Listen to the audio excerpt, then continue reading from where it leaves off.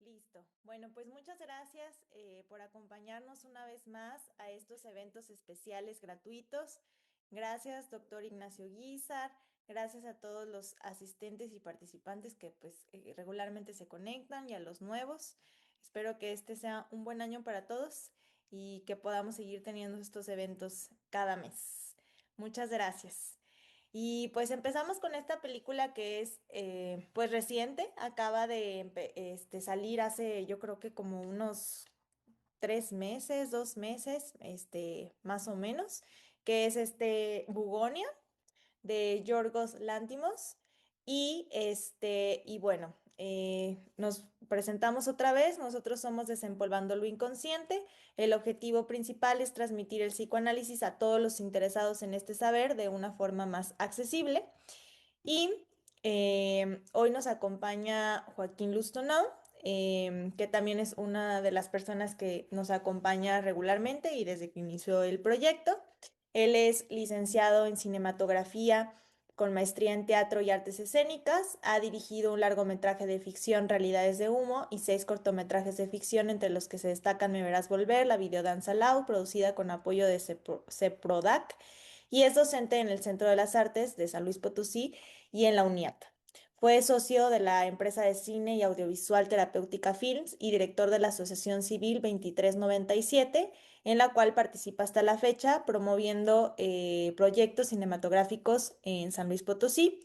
Ha participado en más de 40 producciones y bueno, es obviamente director cinematográfico. Entonces, muchas gracias, Joaquín, por acompañarnos el día de hoy. También tenemos como casi siempre, yo creo que son muy poquititos eventos que el doctor Ignacio Guizar no nos ha acompañado y que también ha estado con nosotros desde el inicio y también dando seminarios aquí en Desempolvando. Bueno, es el doctor Ignacio, tiene licenciatura en psicología, es maestro en teoría psicoanalítica, entrenamiento en terapia sistémica de pareja y familia, en desarrollo humano y organizacional. Es psicoanalista, cantautor, docente a nivel maestría, investigador, tiene diplomado a nivel doctorado en teoría psicoanalítica y es secretario académico en la maestría de psicoterapia psicoanalítica en el Centro de Estudios de Posgrado en Salud Mental. Muchas gracias, doctor, por acompañarnos. Muchas gracias por invitarme, Mariana. Un gusto. Hoy, bueno, les voy a spoilear un poquito. Todavía estamos, afinando los detalles, pero tenemos varias sorpresas con ustedes, con el doctor Ignacio Guízar. Hoy nos reunimos para hablar sobre un posible, seminario, que veamos también una obra literaria. Entonces creo que va a estar muy interesante. El doctor Ignacio es como, bueno, creo que es el más indicado para esto, para relacionar el arte con el psicoanálisis. Entonces creo que va a ser un seminario muy, muy emocionante. Yo estoy muy emocionada por eso, porque me encanta cuando coordinamos estos seminarios de arte y psicoanálisis. Entonces ya les estaré hablando. Van a ser dos diferentes este año, entonces a lo mejor les puede gustar. Y y bueno, por último, pero no menos importante, está Néstor Granja. Él también ha participado en varios eventos con nosotros, también participó en un seminario y bueno, él participa en talleres de creación literaria y círculos de lectura desde el 2006. Tiene licenciatura en psicología con maestría en educación y es psicoterapeuta sistémico. Es intérprete de 14 álbumes independientes con su proyecto de música vocal experimental bajo el nombre de NP Cracks y tiene textos publicados en las antologías Luna Nueva sobre Babel y Signo de Lluvia. Es escritor del libro Trifónica, un poemario de haikus con temática de cantantes femeninas, que se los recomiendo mucho. Y también está muy hermoso el libro porque también tiene ilustraciones bien bonitas. Y bueno, es comentarista musical en el programa radiofónico El Lado Oscuro. Muchas gracias, Néstor, por acompañarnos.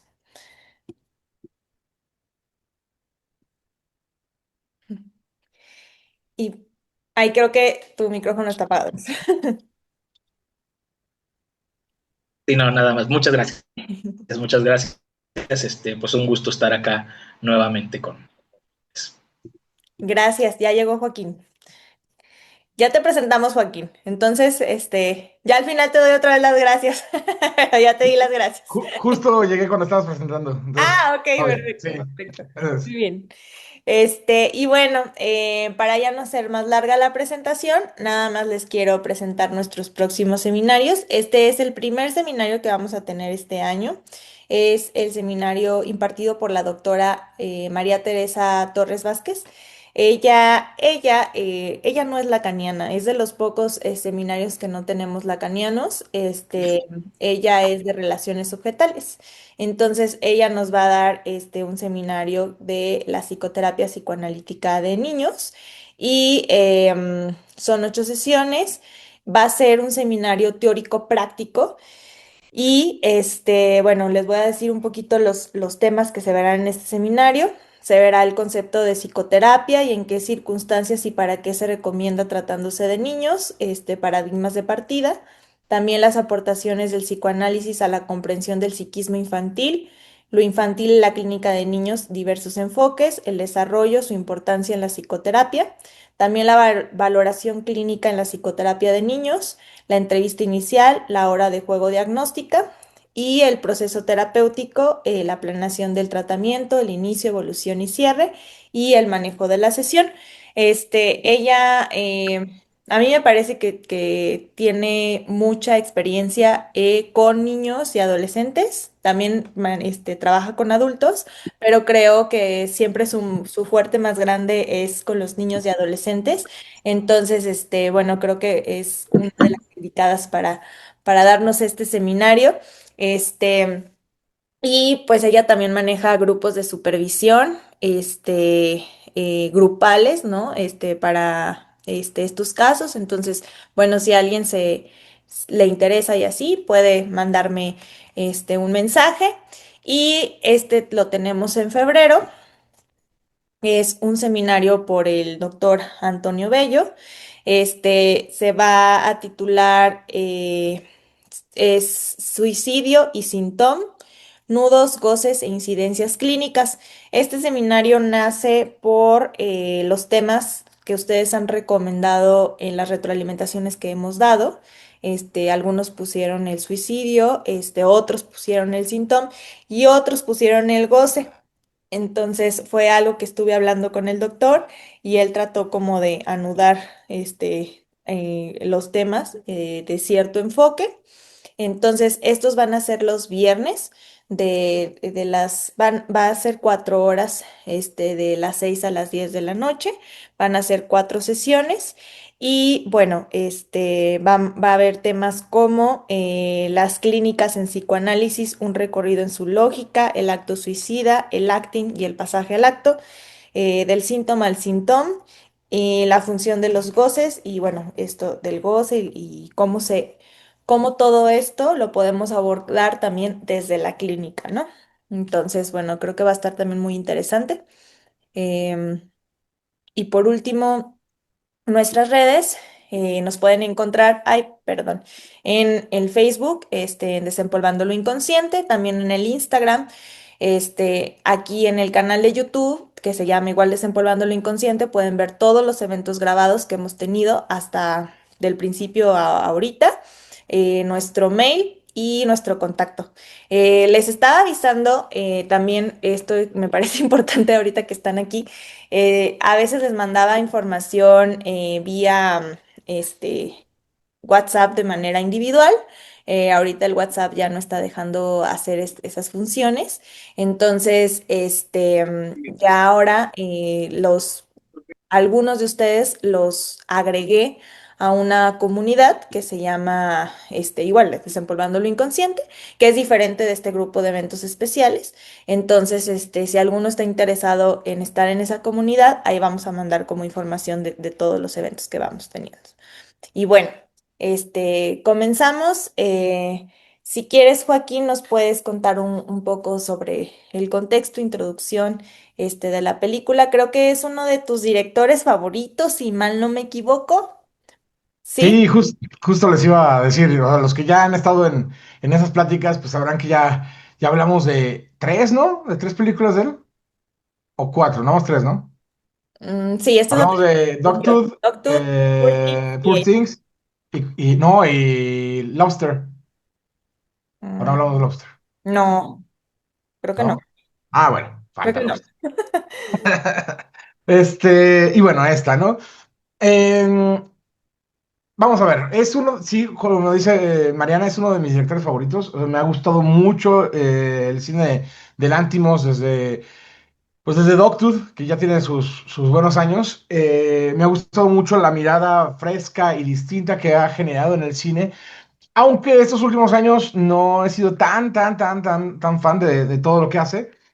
Ahorita hablamos por qué algunas cosillas, pero, y de hecho eso me llevó a que al principio tuviera mis dudas sobre como que lo que hablaban alrededor de la peli, y yo decía, bueno, vamos a ver qué tal, ¿no? Estaba muy nombrada en muchos lados, pero algo del póster, de las cosas, no me llamaba tantísimo la atención. Una vez que la vi, la verdad es que quedé maravillado tanto de actuaciones como de la temática principal, ¿no? O sea, el asunto de esta comedia, justo, que no es comedia tal cual, pero te ríes de lo absurdo de los personajes. Y creo que esa es la total intención, o sea, esta crítica ¿cómo se llama? A la conspiración, que esa es la trama a más no poder, la crítica a la conspiración, el dejarse llevar por cualquier tipo de información falsa que pueda salir en cualquier lado, o sea, ese asunto de creerte todo lo que hay, por más absurdo que pueda ser, ¿no? O sea, estas cortinillas que tienes cada día con la Tierra plana, está genial. O sea, a mí se me hizo muy risible los personajes, pero para que fueran risibles, tenían que ser ellos se lo tenían que creer bien. Y creo que Jesse Plemons fue un punto clave para poder realizar esta película. O sea, la actuación de él a mí se me hizo maravillosa, como siempre, ¿no? Creo que es un gran actor. Que también como que siempre escoge es complejo en sus papeles, o sea, tiene papeles muy interesantes. Pero sí, o sea, creo que lo vas llevando. Ahora, a pesar de que en nuestro póster es Emma Stone, de que se supone que pues, sería nuestra protagonista, es muy importante, creo que la película sí recae mucho más esta vez sobre Jessie Plemons que sobre ella.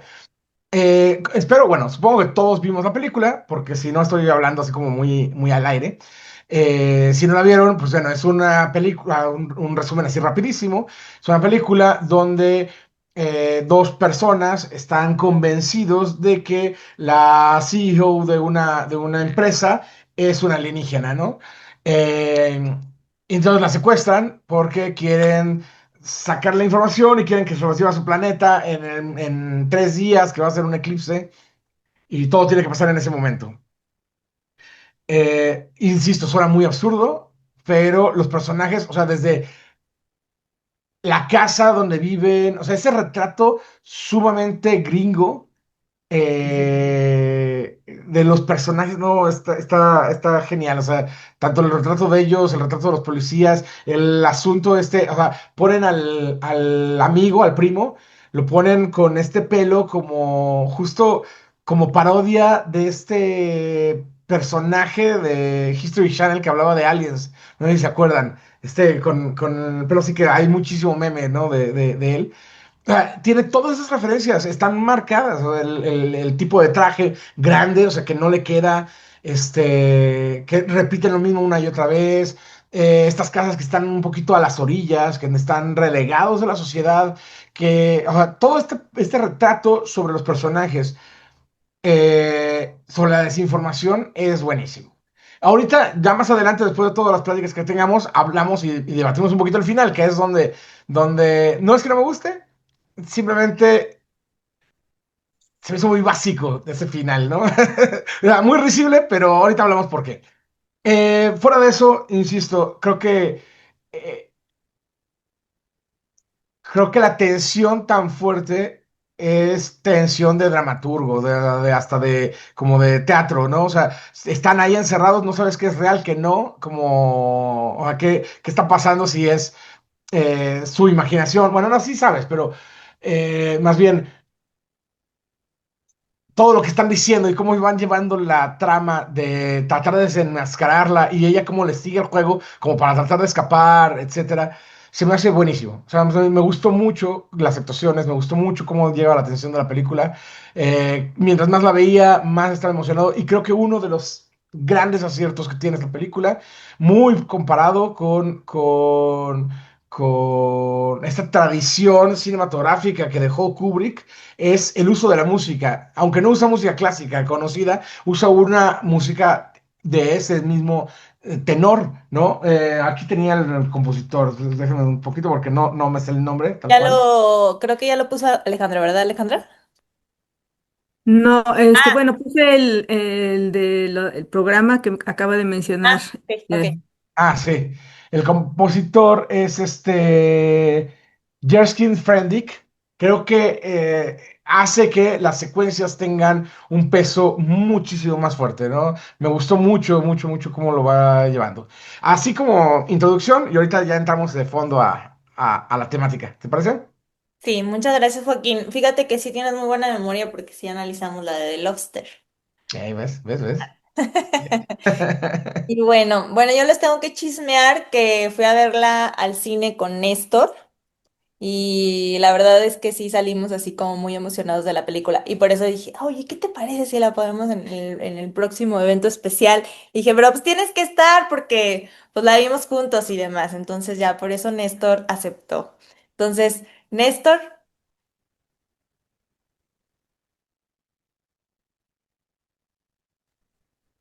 Eh, ay, caray. ¿Sí estoy ya? ya. Sí, ¿verdad? Ok, perfecto. Sí, y yo les tengo que chismear que le pedí a Mariana que me recordara unos días antes del evento para volverla a ver porque estaba seguro de que se me iban a escapar detalles y pues no me recordó. Entonces, bueno, sí, pero antier. Entonces, no es cierto, Mariana, pero me hubiera gustado mucho echarle otro vistazo. La verdad es que yo estaba, cuando salimos del cine, cuando Mariana me invitó, dije, es muy probable que se me olviden cosas, entonces tengo que confesar que de inmediato empecé como a tomar algunas notas de lo que en ese momento me llamó más la atención. Y pues bueno, estos días no hice más que revisitarlas. Repito, me hubiera gustado mucho echarle otro vistazo. Estoy seguro que hay detalles que se me pudieron haber pasado, pero bueno, voy a primero, algo de lo que me gustó muchísimo cuando recién terminamos de verla, fue en general, no tanto de Bugonia en particular, sino a mí me gustan muchísimo estas películas que te van como tejiendo la idea de la, pues sí, la idea del delirio, ¿no? La idea de que hay algo que toda la lógica del espectador nos hace aferrarnos a que pues no es así, que te hacen sentirte identificado, identificada, en este caso, pues con el lado racional de las cosas, sobre todo cuando la película se va planteando desde el inicio con un tono más realista, con un tono que no apuesta tanto por la ficción. Entonces, me gusta ese tipo de cine que al final en donde triunfa, ¿no? La parte imaginaria o la parte que no te esperarías.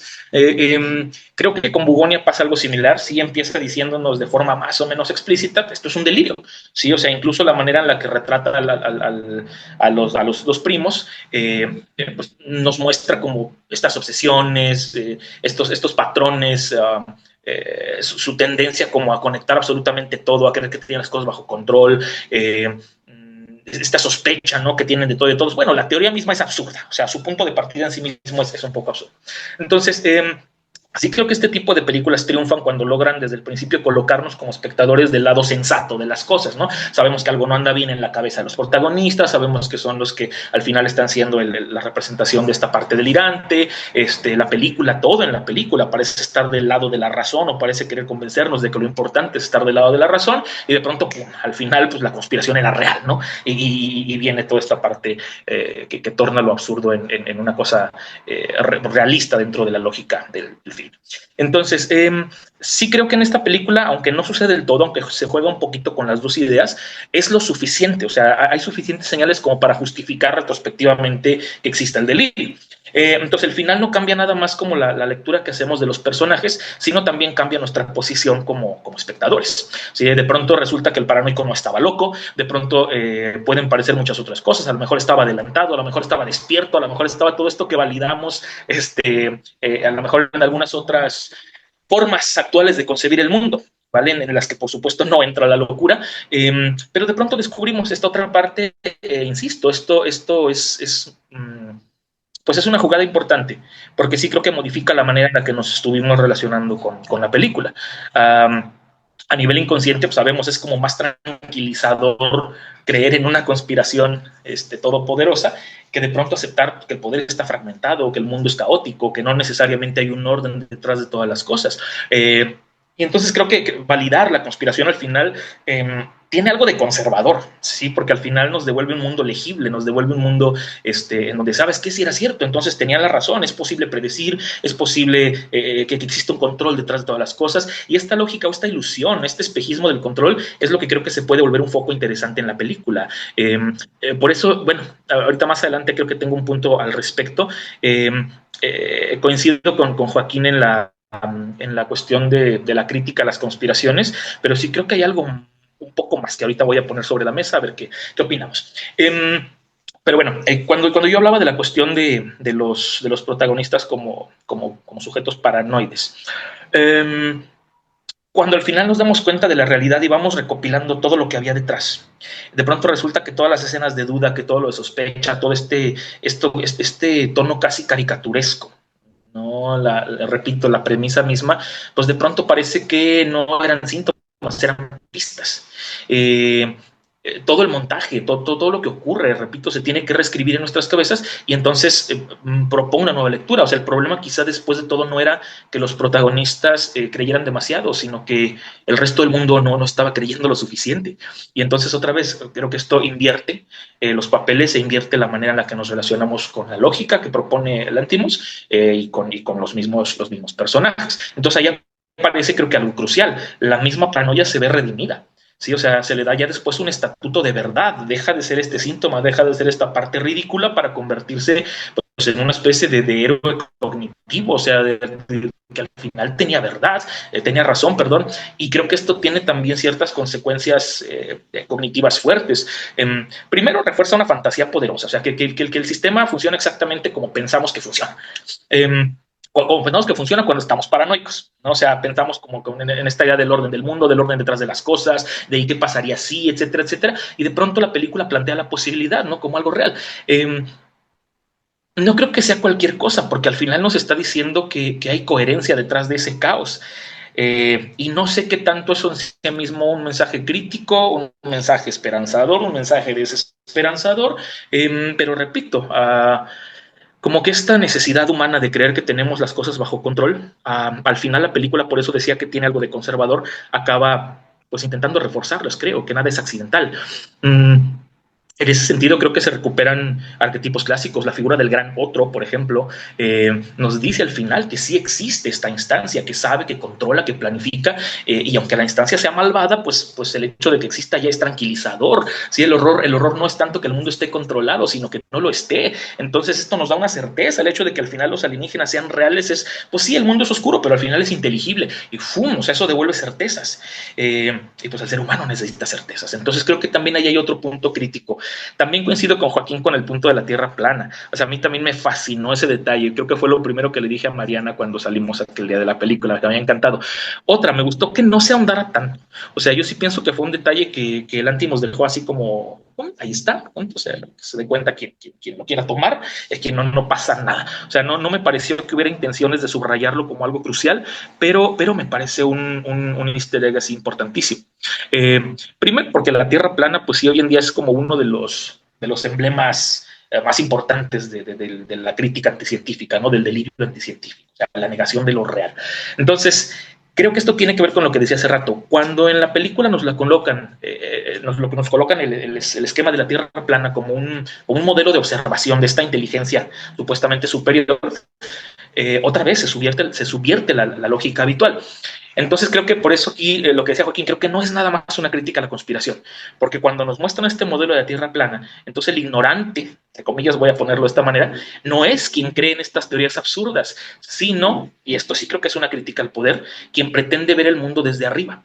Sobre todo cuando lo pretenden ver con esta intención de totalidad, con esta intención de control, que decía hace rato, puede ser reconfortante, pero también es absurdo que existan estas personas obsesionadas, o sea, con esta idea sumamente perversa de querer controlar, de querer tener absolutamente todo regido y todo sujeto a sus propias leyes, que es lo que observamos, bueno, un montón en estos berrinches que están haciendo los líderes geopolíticos del mundo, ¿no? O sea, esta sensación de que realmente queremos, podemos controlar todo. Y creo que la Tierra plana ahí se vuelve un símbolo importante de ello, aunque repito, creo que es nada más algo sugerido. A lo mejor es más delirio mío lo que estoy aquí diciendo, pero sí creo que es clave, o sea, es como esta fantasía de transparencia que se perdería con una tierra curva, con una tierra redonda. O sea, este mundo que nos ofrece ningún punto ciego, ofrece la posibilidad de observar todo, todo es visible desde una sola mirada, y eso es justo lo que el paranoico desea. También esta visibilidad sin zonas opacas, sin nada que quede oculto, sin nada que quede sujeto nada más a interpretaciones, sino certezas absolutas. En esa maqueta, en ese esquema, todo puede ser visto, todo puede ser cartografiado, todo puede ser vigilado, como el panóptico, como Foucault, ¿no? Como toda esta cuestión de la importancia del vigilar para ser capaces de tener las cosas bajo control. Entonces, sí creo que esta maqueta también responde al deseo de que nada se nos escape. Que sean los alienígenas quienes lo observan también es fundamental, porque creo que están representando esta posibilidad no humana de que se pueda observar, de que se pueda tener ese control. Y pues bueno, otra vez creo que ahí entra la presencia de pronto de estas otras figuras a las que estamos habituados a achacarles esas propiedades, ¿no? Llámense reptilianos, llámense Illuminatis o llámense lo que cada quien quiera. Sí, pero el punto es que para dominar, para gestionar, para intervenir un mundo, no necesita que el modelo sea verdadero, no necesitamos que el modelo sea realista, sino que sea funcional, y la Tierra plana es funcional para los efectos de la película. Entonces, no es que describa la realidad, es que la vuelve operable, y la vuelve operable para las necesidades de quien necesita creer y de quien necesita controlar. Entonces, creo que esto también es un mensaje sobre qué clase de mundo, qué clase de realidad necesitamos imaginar para sentirnos cómodos, para poder controlarlo sin culpa, y por eso para mí me parece un detalle magnífico. Entonces, en ese sentido, ya nada más añadiría para ir cerrando, pienso que la película mmm, no se trata nada más de la cuestión de la crítica a lo que podemos considerar como equivocado desde lo racional, sino al contrario, o sea, creo que trata sobre gente que está demasiado convencida, y eso las vuelve peligrosas. Repito, como decía al inicio, primero porque no nos permite refugiarnos a nosotros como espectadores en la idea tranquilizadora de, ay, nosotros no somos así. O sea, incluso lo refuerza con la caricaturización de los personajes, ¿no? O sea, al final, al principio, como que nos permite distanciarnos un poquito de ellos. Es absurdo lo que están haciendo. Repito, estamos del lado de la razón. Pero sí creo que el Lantimos no está haciendo pedagogía. Sí está más bien, no nos está diciendo, miren qué ridículos son estos dos. O sea, a pesar del tono cómico, porque como bien decía Joaquín, yo también creo que no es propiamente una comedia. Lo hay, ¿no? Está la cuestión caricaturizada, pero también tienen un lado muy realista, también tienen un lado muy serio.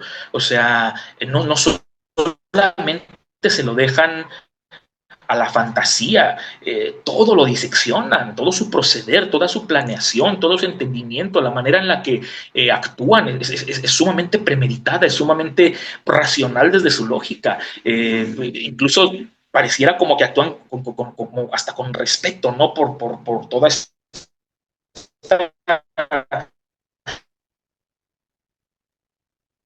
Néstor, se está trabando, ¿verdad? Para todos. ¿Sí? A ver, déjenme si recupera la red. Ay, disculpen, pero son fallas técnicas que nosotros no podemos controlar. Hablando de control. Hablando de control, y ya se fue, yo creo. ¿Sí, verdad? Bueno, ahorita que vuelva, es que no lo quiero dejar con su idea a medias, pero ya no está, ¿verdad? Néstor, ¿nos escuchas?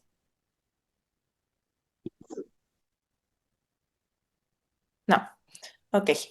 Bueno, lo dejamos como en pausa ahorita que lo retome digo que venga, lo retomamos. Y no sé si quiere intervenir, doctor.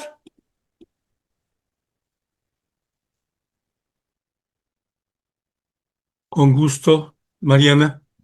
Nos quedamos esperando algo, por supuesto, de Néstor, pero agradezco, aunque no ha terminado, la aportación de Néstor como la de Joaquín, que nos ilustra mucho sobre el trabajo. De entrada, digo, me encantaron las actuaciones, actorazos, el nivel de cómo llevaron las cosas, cómo el director nos presenta esto. eh, Ay, perdón, que, doctor, perdóneme por interrumpirlo, pero ya volvió Néstor, nada más para que termine con la para idea. que termine, Ya, ok. ¿sí? Y ya usted empiece ya bien, bien con su idea. A ver, Néstor, ya nos puedes. Ahí estás. Ujú. No, hubiera preferido, bueno, hubiera encantado que continuara, pero bueno, cierro bien rápido. No sé ni en qué parte se empezó a interrumpir, pero cierro nada más con esto. O sea, creo que toda esta seriedad que tienen detrás los personajes en su procedimiento también habla de su control que tienen sobre ciertas cosas y de la importancia que es para ellos, que tiene para ellos el control. ¿Vale? Entonces, en ese sentido, esa conspiración no está algo opuesto a la razón, no es algo que esté completamente del lado irracional de la forma humana de pensar, no es algo que se lo deja a la ambigüedad, se lo deja al azar. No, estos personajes están convencidos y por eso digo, no se trata, creo, nada más la película de criticar la paranoia, de criticar lo que consideramos delirio, sino de que a veces el problema es la gente que cree demasiado y que tiene estas convicciones y están dispuestos, tienen la obligación moral de llevar hasta el final pensando. O sea, en ese sentido, hasta la violencia que ejercen los personajes no siempre es explosiva, es como contenida. Claro, o sea, está esta cuestión de la invasión, de cómo irrumpen en su casa, del amarrarla, o sea, del sometimiento absoluto, pero no es pasional. O sea, pese a eso es una violencia controlada, está planificada y en su discurso funciona y está justificada. Pero creo que es eso, es la obligación moral de llevar hasta el final la convicción de lo que tienen detrás. O sea, incluso hay momentos hasta de cortesía, la forma en la que intentan negociar con ella, a pesar de lo contradictorio, cuando pues sí intentan negociar, cuando la raparon, cuando la embadurnaron de no sé cuántas cosas, cuando está esta irrupción en la casa. Entonces, sí creo que es una cuestión en donde se conjuntan, ¿no? Todos estos detalles. Me parecía importante, ahora sí ya cierro con esto, enfatizar lo de la violencia, porque aquí creo que también el goce de ambos sujetos no está tanto en la crueldad explícita. O sea, el goce está más bien en la coherencia cumplida. ¿Sí? Por eso parece que no sufren su paranoia, parece que la disfrutan y creo que eso justifica el tono cómico, entre comillas, de los personajes. ¿Sí? O sea, ellos no sufren angustia, están aliviados, ya entendieron el mundo, ya cerraron el mundo, ya tienen lo que necesitan para darle explicación al mundo y ese cierre, pues claro que produce goce y es un goce moral, profundo moral, porque el placer viene de saber que están del lado correcto de la historia, están haciendo bien las cosas. Entonces, pues no creo que sea nada más una crítica al sistema, no es una crítica desde fuera, creo que deja que ese sistema hable, que ese sistema se justifique, Lantimos los deja gozar y cuando lo hace, pues nos enfrenta a la idea que, repito, no es tan tranquilizadora en absoluto, que tal vez la bronca no sea que el mundo esté mal organizado, sino que está organizado justo para convencer sujetos cada vez más convencidos de que lo que están haciendo es lo adecuado. Sujetos cada vez más convencidos de que su visión es moralmente correcta y que están dispuestos a cualquier cosa en nombre de una causa justa. Y pues creo que eso es aterrador, ¿no? En sí mismo. Y nada más. Muchísimas gracias. Sí, muchas gracias, Néstor. Como esta certeza así, pues sí, como psicótica, ¿no? Gracias. Sí. Doctor, perdón, ahora sí. Muy bien. Decía yo que me pareció un gran trabajo, por supuesto, la dirección, el ritmo, la secuencia, eh, y me parece muy importante, además de las grandes actuaciones, me parece que yo lo que vi fue una tragedia mítica coyuntural de la existencia y que tiene que ver mucho con lo que está pasando en ese momento en el mundo. ¿Mm? Algo muy parecido a lo que se estaba viviendo hace 100 años en el mundo. Y ahora estamos volviendo a vivir esa tragedia.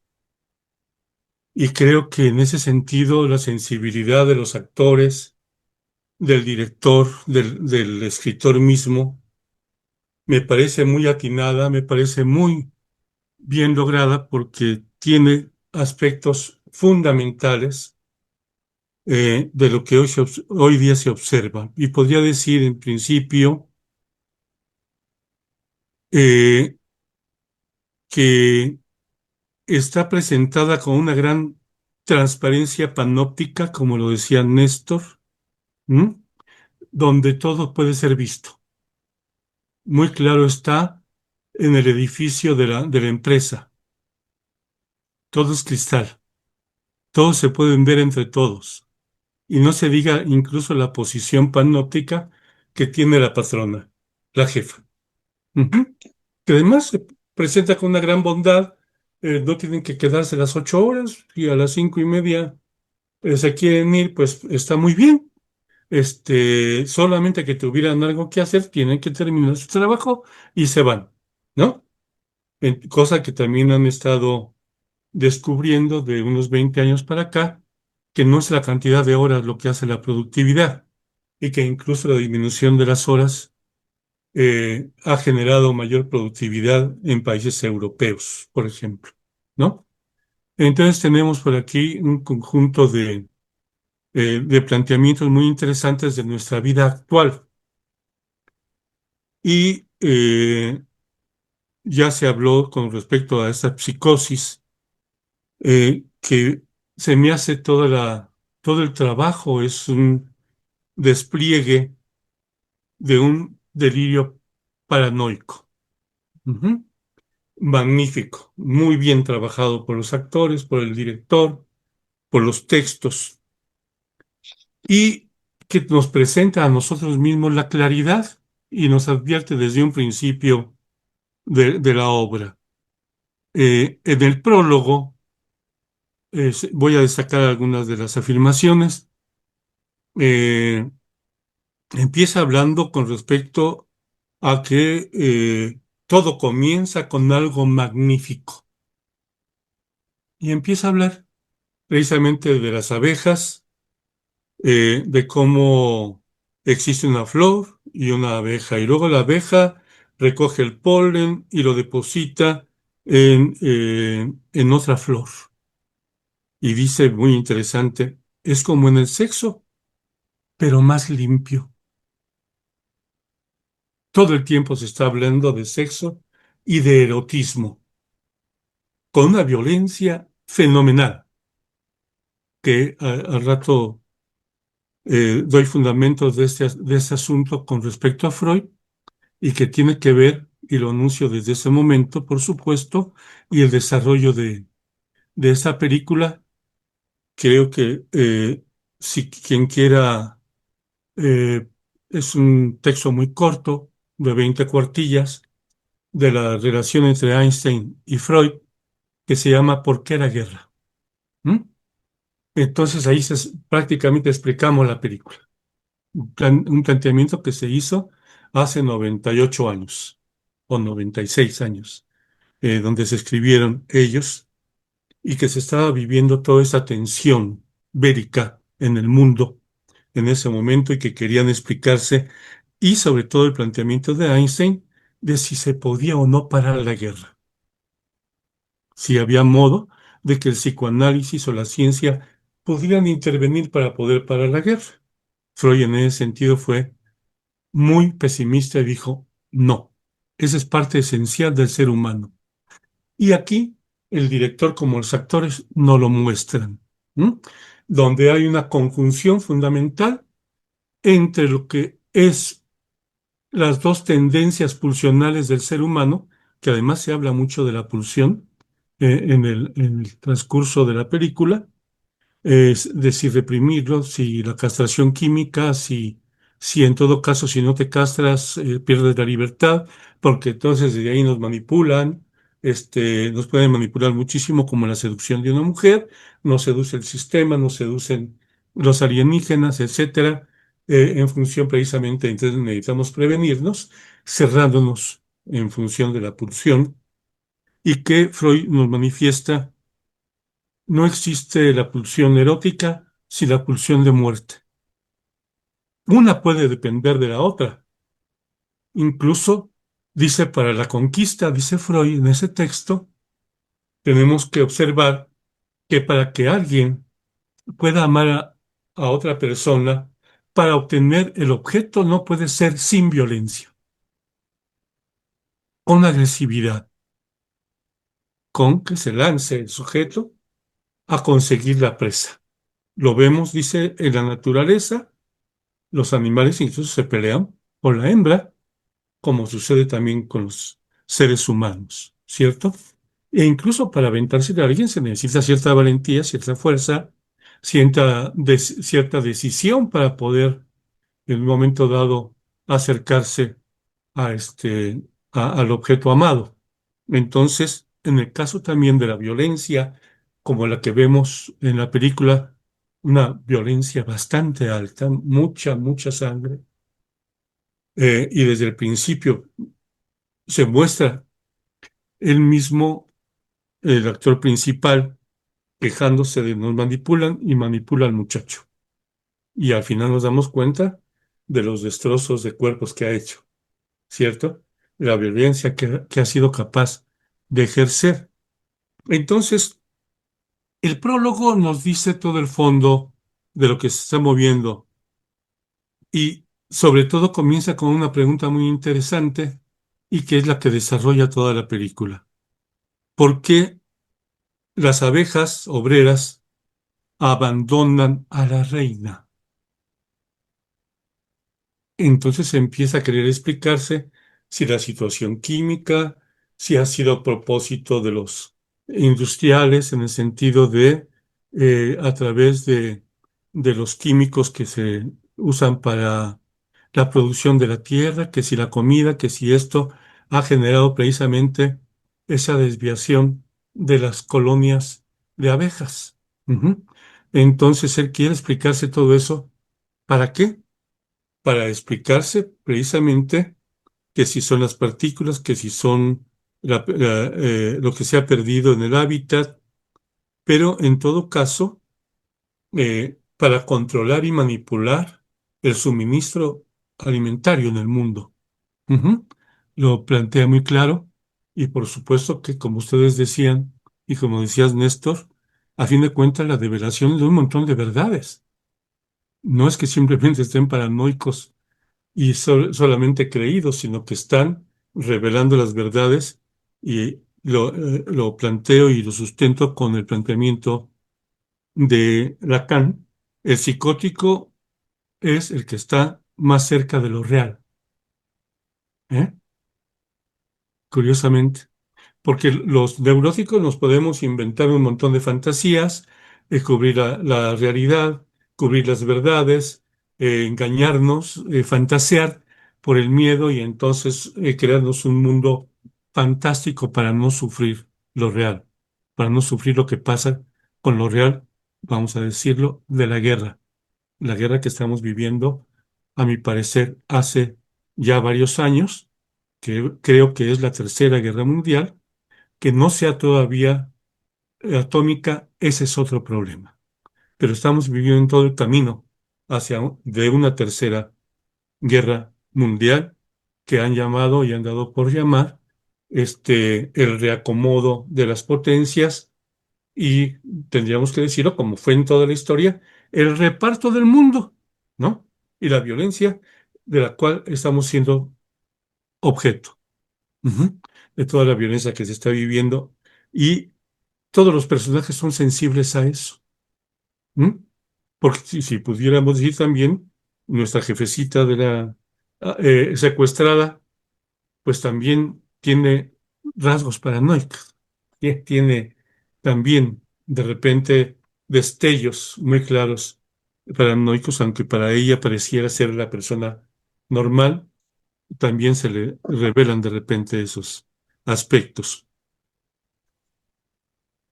Eh, Él dice, no tenemos el control, son ellos lo tienen, pero tú y yo, le dice al chavo, debemos detenerlos. Y empieza a entrenarlo, lo trabaja y le va explicando lo que viene y que vendrá la famosa nave Andrómeda, creo que se llama.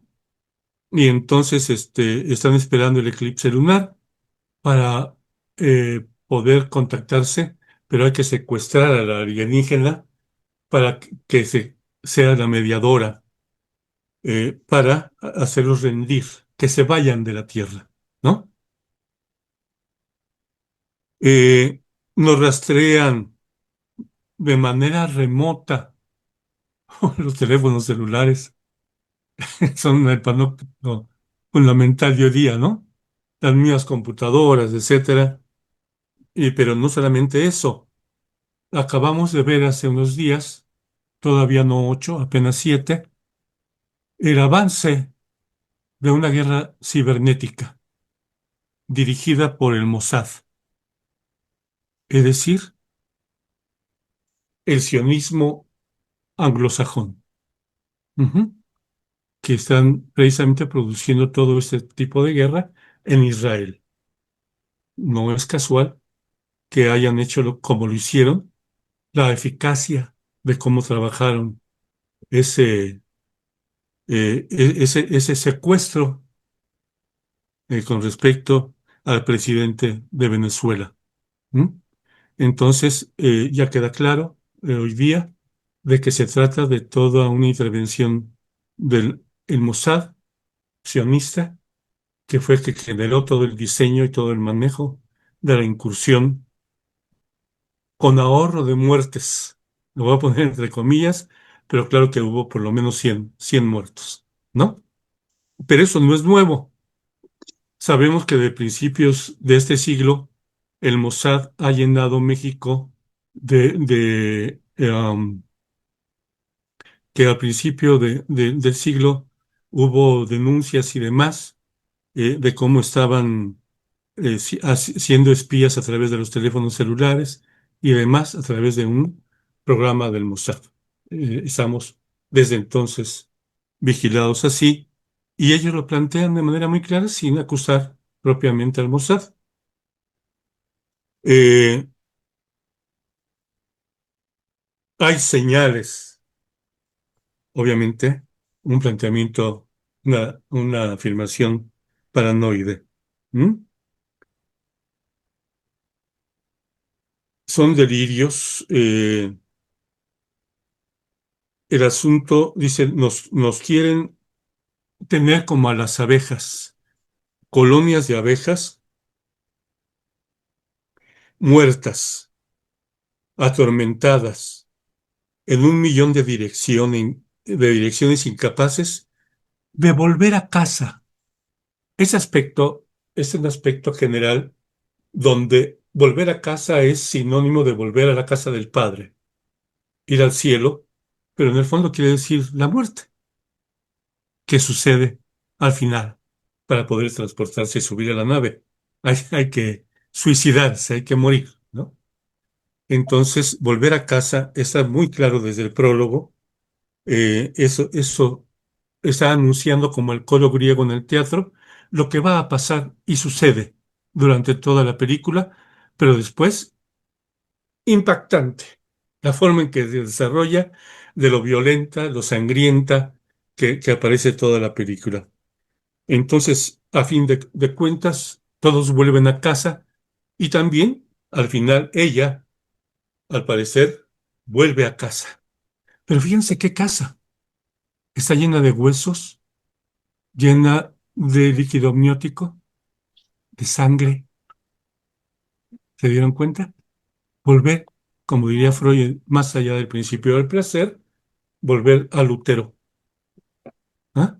Que es una manera de triunfo de la pulsión de muerte, donde la angustia nos hace perder el control de nuestras vidas y tenemos que pensar en volver al vientre o caminar hacia la tumba, nos dice Freud. Ujú.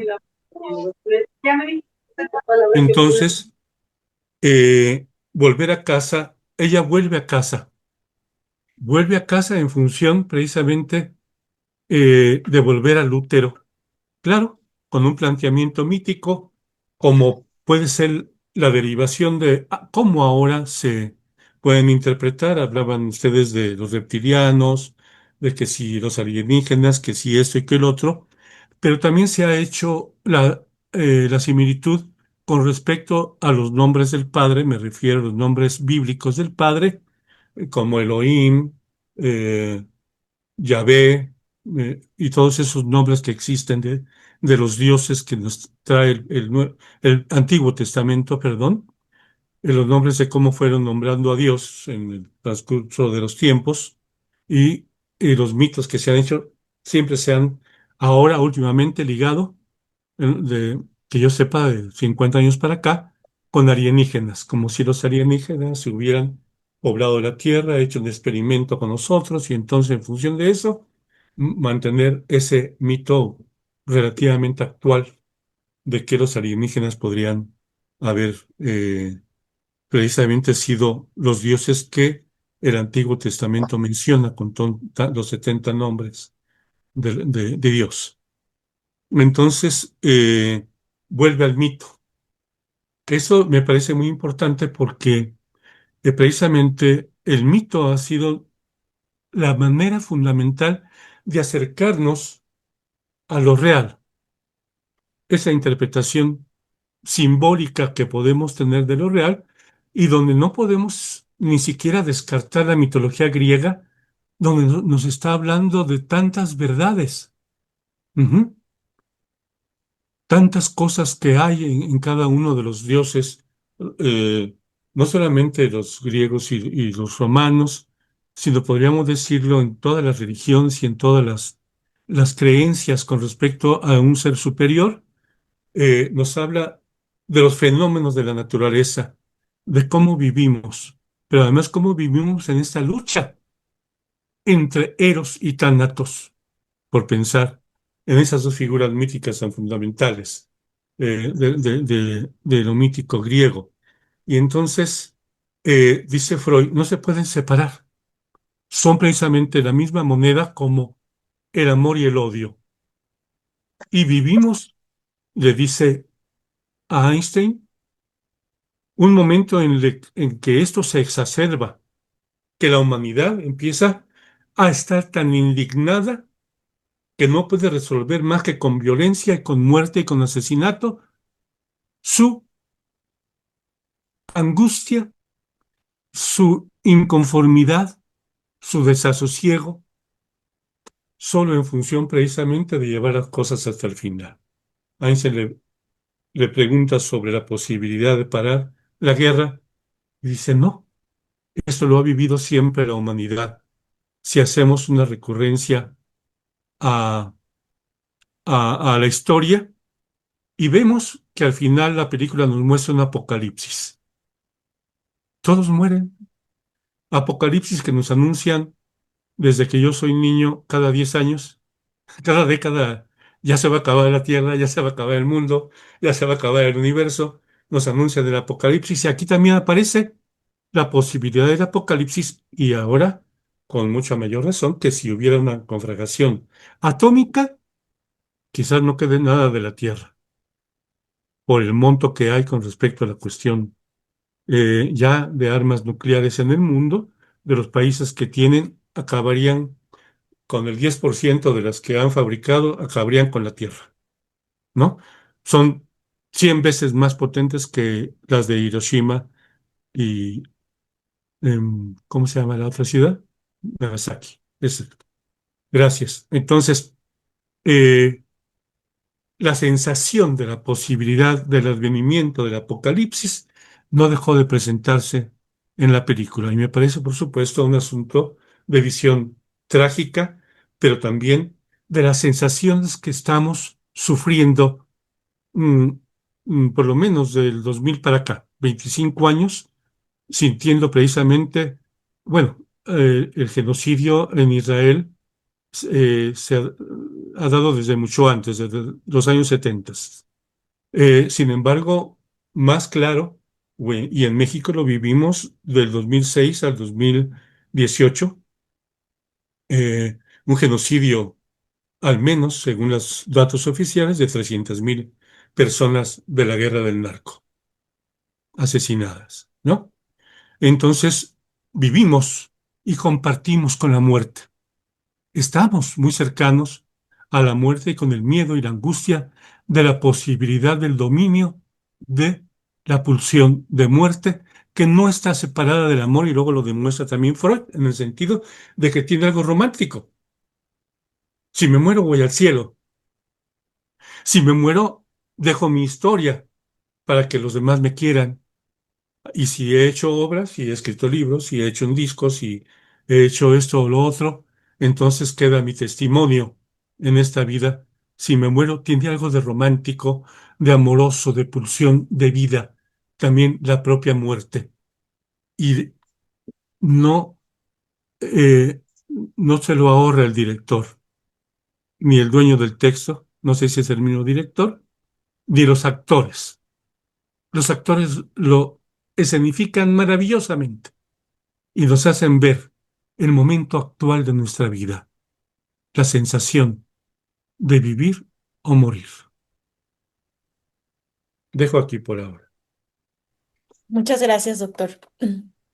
Bueno, bueno, Joaquín quiere decir algo y vamos a abrir el micrófono para que los asistentes puedan como participar, comentar, preguntar y demás, ¿no? Sí, yo nada más va por lo que decía, después de hablar todo, y hablar un poquito hacia el final de la película, ¿no? Se me hace muy interesante las intervenciones. Lo que decía, por ejemplo, Néstor, sobre que no es nada más sobre una crítica hacia la conspiración, sino también una posibilidad de... Se me hace genial, a mí sí me gusta mucho eso. Lo que me pasó con la película... Siento que es la película más sencilla de Lantimos, o sea, la más como sobria de todas las otras que ha hecho, ¿no? O sea, bueno, y Poor Things, las otras se las siento más complejas todavía. Pero esta me gustó mucho, en mucho sentido. El problema que tuve es el que pasa con las películas, por ejemplo, de crímenes, o sea, de crímenes tipo Agatha Christie, o de crímenes, o sea, este asunto de vamos a descubrir el misterio que siempre tienen dos posibilidades. Una es que la película supere, o sea, el guión supera al espectador y cuando llegas y digas, ay, nunca me esperé que pasara esto, ¿no? Y cuando llegas a una película de esas y llegas a un punto en el que sabes quién es el asesino, dices, le gané a la película y sales del cine un poquito como, ¿por qué lo pude descubrir? O salgo pensando que soy chingón o salgo pensando de algo faltó.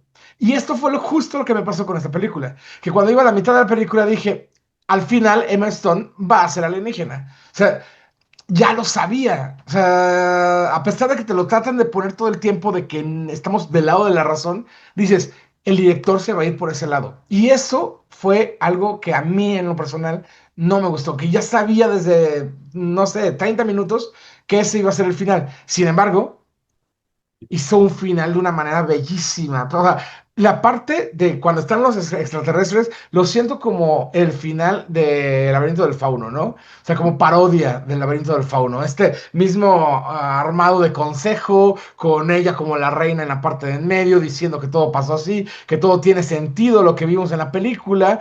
Lo sentí tal cual, porque aparte hasta los trajes son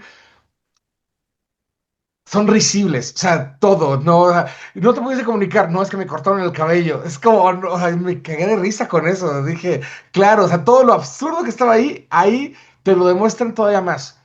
Y después de eso, unas imágenes, o sea, nunca había visto la muerte tan bella como estas imágenes del final de la película. O sea, este asunto de planos donde todo el mundo murió, pero no murieron. No son estas muertes devastadoras de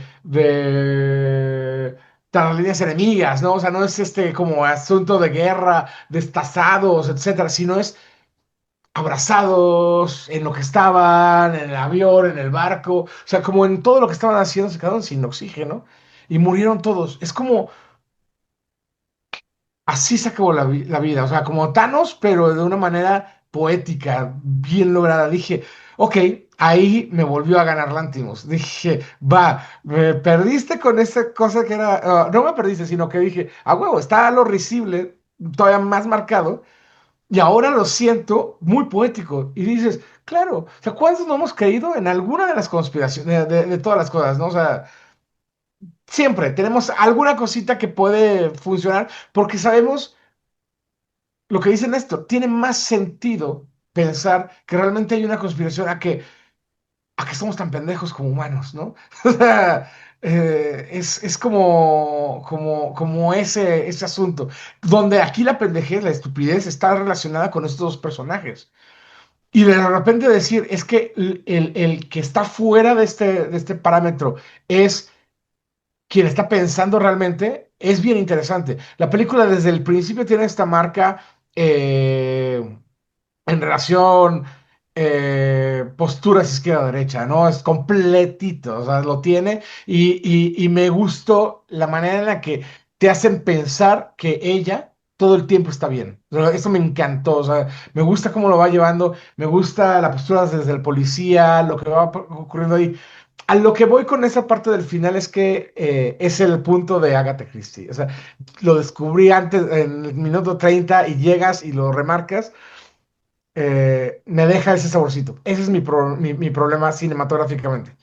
Que lo siento como, bueno, la película, el guión está agarrado de una película coreana que se llama Salva al planeta de las plantas, una cosa así, que es el mismo guionista de esta película. O sea, agarraron su premisa en la otra película, Lantimos y él lo volvieron a trabajar y sacaron pues la de Bugonia, ¿no? Que eso sí, Lantimos es buenísimo para agarrar historias ya pensadas y darle su tono. O sea, no es que sea copia, parodia, no. Simplemente le da el tono a las historias, como hacemos todo mundo. Lo que pasa es que es muy evidente con Lantimos. O sea, ay, se me fue el nombre de este ruso. Prop, ¿no? Desde Vladimir Prop, que nos marca la morfología del cuento y te dice cómo se repiten las historias una y otra vez. Lágrimas agarra películas o historias que ya pasaron en algunas películas, como El Castillo de la Pureza con Dogtooth, y les da su toque muy, muy, muy personal. O sea, la historia, eso nos marca que la historia no es lo que marca la película, sino es el cómo se hace la película. Y en eso, Lantimos es un genio. O sea, la verdad es que convergen todo el tiempo lo serio y la comedia negra de una manera sutil y hermosa, ¿no? Eso es lo que hace la genialidad de esta peli. Todos los premios que tenga, todo lo que se ha nombrado sobre ella, totalmente merecido. O sea, muy, muy bien. Este era mi punto y nada más era como este final. Y la verdad es que, insisto, la música le da un plus a la película que hace que te metas, vuelve épico todo. O sea, y sí, parece como igual otra vez ese cliché de hacer épico cualquier cosa, porque le metes una música muy cabrona, ¿no? Pero no, o sea, va en la bicicleta y la música, que es una orquestación como de música clásica, o sea, de ese estilo, eh, le da atención a simplemente Jesse Plemons en bicicleta con una patrulla que se va a estacionar atrás de él. O sea, es generar justo la parte cinematográfica en las tomas. Otra cosa, hablando del cinematográfico, volvemos a un Lantimos muy quieto, muy estable, excepto en caminos, o sea, excepto en los traslados, donde la cámara se mueve, todo lo demás es muy quieto y mucha tensión. Vuelve a un Lantimos de antaño que me gusta cómo lo trabaja. Ya, era todo mi comentario.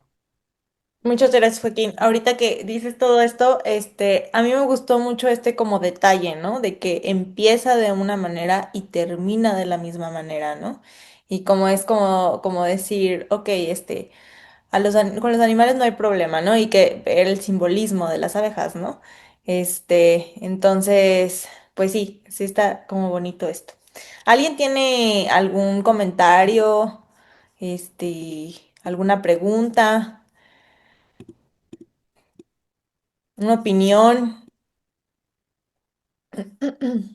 Alejandra. Ya, listo. Pues muchísimas gracias, porque las aristas, las perspectivas que cada uno de los ponentes, impresionante, ¿no? Yo voy aprendiendo muchísimo de cada óptica, ¿no? De los invitados, y lo agradezco muchísimo, Mariana, porque de veras es algo que yo quedo siempre impresionada, ¿no? Impactada y aprendo muchísimo. Bueno, la película yo no la había, ni siquiera oído. Entonces, me sacó de onda el término, ¿no? Y lo primero que hice fue buscar qué cosa quiere el significado de Bugonia, ¿no? Y bueno, ahí ahora sí que en San Google, ¿no? De alguna manera, pues dice que es del griego, que es bus, buey, y gone, que es el nacimiento, ¿no? Y que se refiere más que nada a este mito, como mencionaba el doctor Guizar, ¿no? Griego, de un renacimiento que se creía, ¿no? De las abejas que podían, volver a nacer de estos animales ya muertos, ¿no? Del toro o del buey, ¿no? Y que de alguna manera, pues es la vida que surge de la muerte, ¿no? Y algo más o menos es lo que también viene siendo con la trama también de la película, por lo que pude apreciar, ¿no? De alguna manera, dentro de todo este caos, que aparentemente sería ilógico, pero tiene su propia lógica, ¿no? Que va tejiendo esa lógica también, ¿no? Y bueno, de alguna manera, pues, como se menciona, ¿no? Es una metáfora dentro de la misma película, cómo la va tejiendo. Y y, y, y es una certeza dentro de esta psicosis, de esta paranoia, ¿no? Que nos adentra a entender incluso también esa lógica, de cómo ellos están viendo esta situación, y cómo el director también este, lo va abordando y nos va conduciendo también, porque, bueno, independientemente de lo ridículo, ¿no? Que, que puede ser, pero eh, desde el punto de vista de la actuación, ¿no? De este chico, ¿no? Que bien mencionaban hace un momento, ¿no? No me había yo percatado del parecido, ¿no? De este señor, ¿no? De este señor Giorgio, ¿no? De los alienígenas, vaya, excelente, ¿no? Y sí, tiene razón, ¿no? El parecido, pero la actuación de este chico, ¿no? Que pudiéramos decir que es de TEA, ¿no? O que ahora se les conoce como neurodivergentes, ¿no? Excelente, ¿no? El cómo también, dentro de esas, pues, limitantes, ¿no? Este, pues también empieza a ver, a tejer esa subjetividad, no sé si está bien ahí el término para, de cómo se está llegando a trabajar en esto del convencimiento que también tuvo con su pariente, con su primo, ¿no? Y la decisión de suicidarse, ¿no? Cuando se disparan, ¿no? Este, Independiente de la violencia y todo esto, ¿no? Ese goce, ¿no? Desbordado, ¿no? Y bueno, aquí habría que pensar, yo creo también acerca de esto, que si en la psicosis, al menos es mi pregunta, ¿no? ¿Qué tanto se goza, ¿no? Dentro de esto. Esa sería como que una pregunta para el doctor.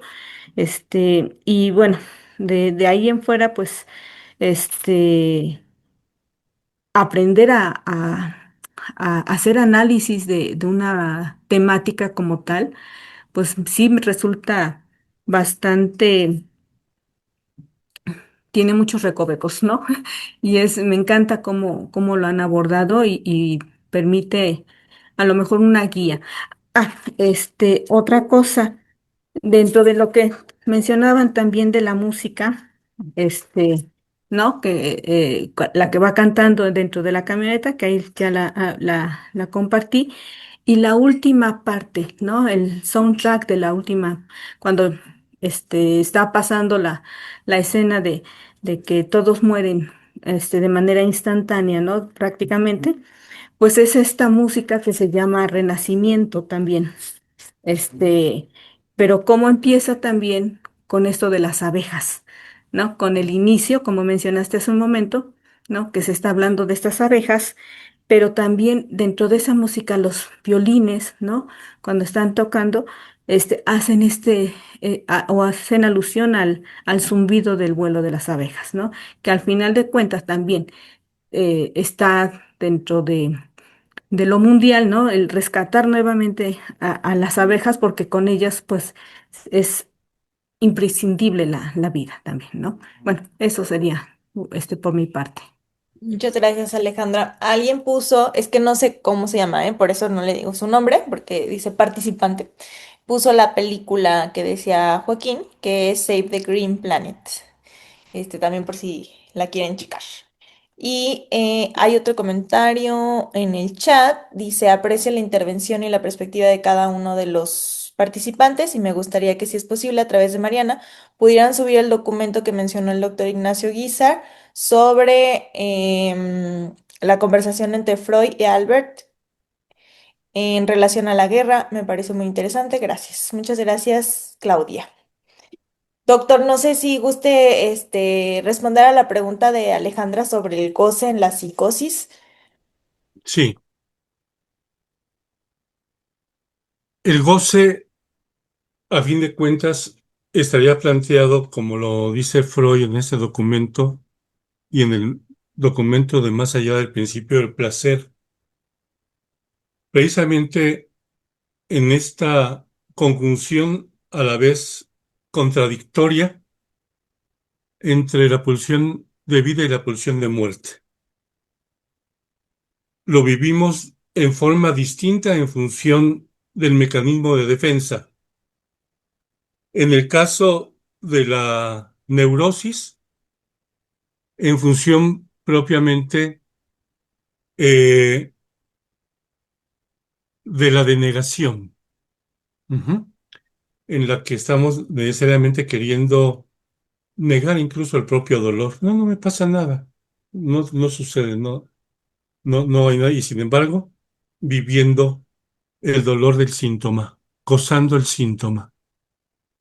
En el caso del asunto de la perversión, estaríamos hablando que esa contradicción tiene que ver con esa posibilidad de la renegación, de un poner el lugar de la ley, precisamente en el manejo de la pulsión. ¿Sí? Si no controlas la pulsión, dice desde la psicosis el otro, te manejan a ti. Pero eso sería una afirmación de orden de lo perverso. Pero en el caso de la psicosis, lo que está faltando es la forclusión del nombre del Padre. Ujú. Es decir, que la ley no opera y el goce se da en un pegostamiento, en un estar con dificultades de separarse, el registro de lo simbólico con lo real. Lo simbólico ya parece que no tuviera una significación, sino es lo real. Es decir, digo Napoleón y me siento Napoleón. Entonces no hay una distinción, no hay una distancia. Entonces, en esta pérdida de la ley del padre, estaría precisamente el goce del psicótico. Gracias, doctor. Gracias, doctor. Ya compartí el archivo en el grupo, Claudia, y también para que los demás lo puedan revisar. Y Gracias, Mariana. de nada. Y bueno, no sé si alguien más tenga algún otro comentario. Hay muchas cosas, yo siento, como en esta película, tienen como muchas vertientes. Ajá, entonces, bueno, yo no, yo, por ejemplo, no fui tan lista como Ignacio, como Joaquín, y yo no me di cuenta de inmediato del final. Entonces, a mí, como en los últimos minutos, o sea, como que estaba la duda, duda, duda. Lo dije, no, pues sí le creo a estos hombres, y como que me fui más del lado de la psicosis, ¿no? Y entonces, a la hora que viene esto del final, así sí me hizo como un giro como de tuerca, ¿no? Decir, ah, no marches, ¿no? Entonces, no fui tan inteligente como Joaquín, y, y pues sí, a mí sí me sorprendió un poco. Y también ahorita lo que decía Néstor y Joaquín un poco, bueno, y el doctor también, esto como del control, ¿no? O sea, creo que Joaquín empezó a hablar como mucho esto de las redes y demás, cómo te sumergen en eso me sorprendió mucho, ¿no? Que es algo, un tema como más social, pero cómo te sumergen en una cuestión como muy pues ya muy invasiva, ¿no? Yo les comento una experiencia personal que tuve hace poquito, lo estaba comentando antes de un seminario que tuvimos esta semana. Estaba viendo la última temporada de Stranger Things y pues ya ven que fue como un boom, ¿no? Y luego me empezaron a salir puros videos así, de verdad, así, puros videos de Stranger Things. Pero yo ya me sentía así como totalmente abrumada de verdad, porque era todo lo que estaba como en mi teléfono. Y ya, o sea, de verdad creo que sí hay algo que uno tiene que tomar una distancia porque de verdad se vuelve como un contenido muy intrusivo y te violenta mucho, ¿no? Entonces creo que al ver como porque bueno, había como comentarios, muchas cosas, ¿no? Y es una serie bien, pues, X, ¿no? Pero a lo que voy con esto es cómo estas informaciones que tenemos de cosas que van pasando políticamente, socialmente y demás, o sea, cómo nos van sumergiendo en una verdad que no sabemos cuál es la verdad, ¿no? Y como dice Néstor, ¿qué certeza vamos teniendo en base a qué, ¿no? Es como muy peligroso. Y ahorita que también las redes sociales, tienen esta cuestión como de censurar, ¿no? Muchas cosas. Ya no puedes poner o no puedes subir o incluso, ¿no? El gobierno también en México, porque sé que hay personas que no están en México también esto de comentar lo del Tren Maya, que también fue una información que trató de no empezar a subir tanto, ¿no? Y todo por lo que había pasado de lo de la selva y todos los animales que estaban muertos y demás, ¿no? Y tuvo que haber como cierto control en eso. Entonces, pues no sé qué piensan también de todo esto o qué también ustedes vieron en la película, qué les sorprendió, qué les hizo pensar. Ah,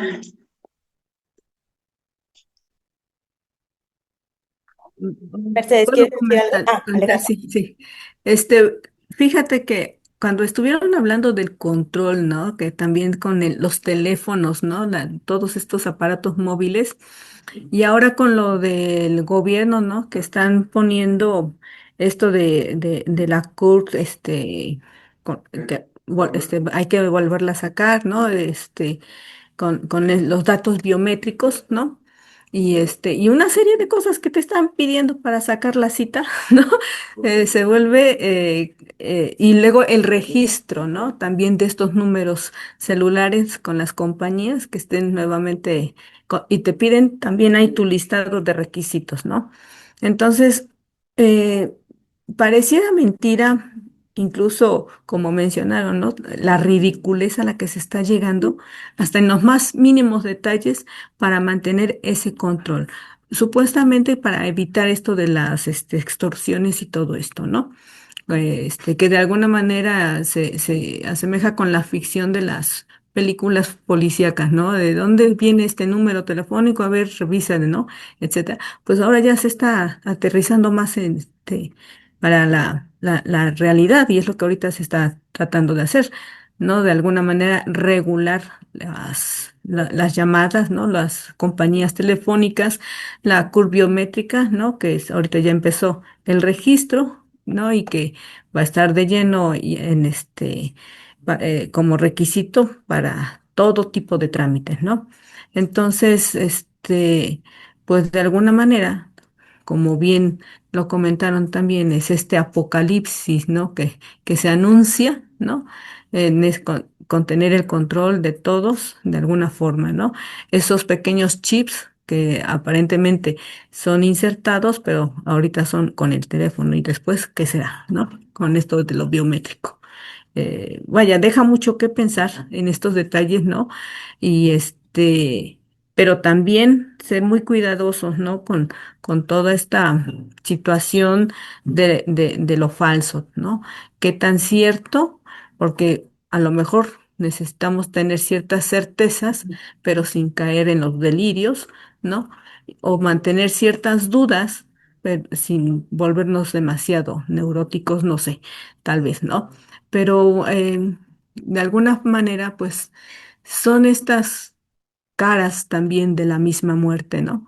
Que se va presentando y que incluso Byung-Chul Han así lo menciona en ese libro, que así con ese nombre, ¿no? Caras de la muerte, de cómo también se va eh, permitiendo, ¿no? Se va normalizando, por así decirlo, determinadas cosas que se vuelven violentas y lo vamos haciendo también cotidiano. Nada más. Gracias. Muchas gracias, Alejandra. ¿Alguien más?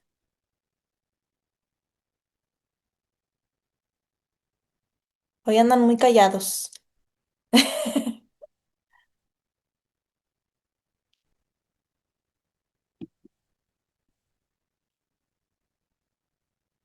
Bueno, ¿les parece entonces si vamos cerrando? Sí, Néstor, empezamos contigo. Sí, bueno, a mí no, cuando se trata de cine, bueno, de hecho, cuando se trata de cualquier forma de arte, sí creo que es, para mí o para mi manera de concebir, de entender el arte, me parece peligroso caer en lo pedagógico, ¿no? Caer como lo decía hace ratito cuando hablaba, como en esta tendencia, como buscar el mensaje y ta. Pero aquí no puedo evitar, a riesgo de verme yo mismo como pedagógico, pero me gustaría robarle un poquito la conclusión a lo que acaba de decir Alejandra. Sí pienso que aquí, en términos pragmáticos, yo trataría de rescatar justo la importancia de revalorar la manera en la que elegimos nuestras certezas, de actuar con esta cautela que Alejandra mencionaba, sobre todo en una era, en un mundo pues sobrecargado de información, de perspectivas, en donde creo que también esta tendencia posmoderna de cuestionarlo absolutamente todo, a veces hasta sin un fundamento real, que tanto nos puede pues estar metiendo en territorios bien peligrosos a la hora de elegir estas certezas que al final pues, requerimos porque necesitamos algo que le dé orden a nuestro mundo. Y recordar que al respecto, pues no sé, yo procuro siempre tener en mente este proverbio que está escrito en el templo de Delfos, que es el ubi dubium ibi libertas, donde hay duda, hay libertad, y creo que al final también se trata de esto, de rescatar el valor de la duda. Nada más. Gracias, Néstor. No recuerdo si lo dijeron y anteriormente, por favor, si lo dijeron anteriormente me dicen. Pero también justo ahorita se me acaba de recordar esto que también me causó como mucho. mm, ¿Qué será? Como mucho coraje, no lo sé, si es la palabra, pero en esta como cuestión como muy del capitalismo, ¿no? En la cuestión como de la producción y que no importa mucho el humano, ¿no? Que es más en pro de lo que tú tienes que trabajar y como ser útil pero siempre es pues en pro de la empresa, ¿no? Pero lo malo es que te lo venden como en pro de uno mismo, ¿no? Como en esta cuestión como de, bueno, es que si eres un buen trabajador, como que te va a ir mejor y como que siento que también justo como en esto del control es como mucho en la industria, un coco wash de asegurar tu crecimiento de empleado, ¿no? En el sueldo, en las funciones, en el trabajo porque vas a ser más fregón, pero que a ellos lo único que les importa es que tú produzcas más, pues para que ellos tengan más dinero, ¿no? Y creo que ahí también se ve mucho esta cuestión, ¿no? De que las enfermedades que tiene la gente, que no, o sea, su compensación es más o menos tenerlos, atendidos, ¿no? Pero realmente no les importa. Entonces, también como esa, como falta, ¿no? De humanidad y la sentencia como final de toda esta con falta de humanidad, ¿no?